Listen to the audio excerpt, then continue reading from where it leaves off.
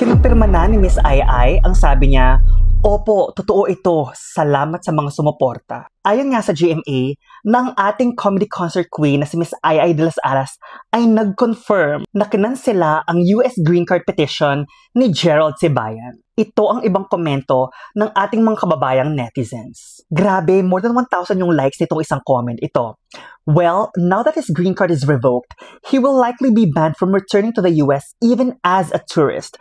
Being a legal resident here in the US is not a guarantee that you are secured. Kaya dapat magpakabait ka sa taong nagpetition sa'yo like Ai who has strong grounds para mag-file ng petition sa USCIS para ipa-revoke ang green card mo. Kumbaga, don't buy the hand that feeds you. Hindi ka pa citizen, nagloko ka na. That's what you get." O, diba? Ito pa yung isa. Kahit gaano pa kabait talaga ng tao, kapag nagselos at nasaktan, nagiging dragon! Nagpasalamat din si Miss Ai sa kanyang anak na lalaki at mga kaibigan. Sabi ni Miss Ai, "Sa aking good son, salamat hindi mo ako iniwan at sa mga kaibigan kong hindi ako iniwan.